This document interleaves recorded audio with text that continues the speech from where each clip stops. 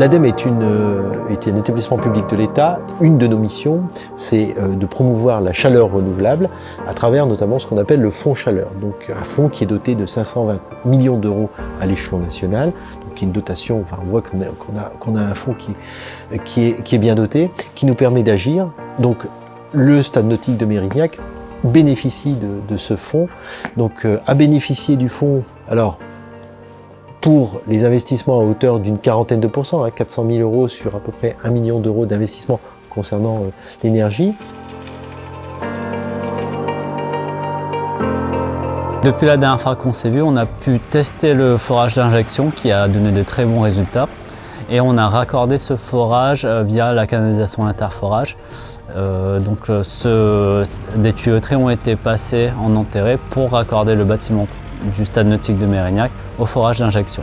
Ici, on se trouve au sous-sol du bâtiment du stade nautique de Mérignac, dans le local traitement d'air dans lequel se trouvent différentes CTA, centrales de traitement d'air. Ces centrales de traitement d'air sont équipées de batteries chaudes et de batteries froides, dont la chaleur et le froid proviennent de la thermofrigopompe. Ces batteries chaudes et froides permettent de restituer à l'air le chaud et le froid pour traiter l'ensemble des locaux du stade nautique de Mérignac.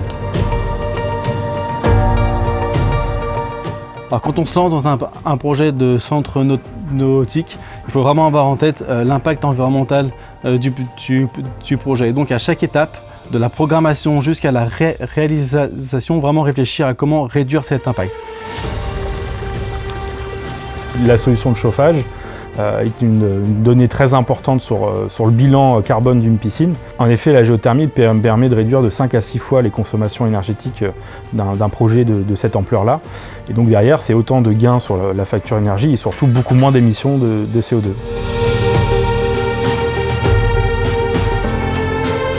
La mission de l'ADEME, c'est aussi de faire monter en puissance cette filière géothermie, notamment dans notre région où on a un potentiel qui est encore inexploité. Enfin, vous l'avez compris, la géothermie c'est formidable, on fait du froid, on fait du chaud, donc ça nous permet à la fois de faire des économies d'énergie dans le sens où on produit des énergies renouvelables, donc ça veut dire qu'on ne consomme pas d'énergie fossile, et puis de l'autre côté, cette géothermie nous permet aussi de produire du froid, notamment pour l'été.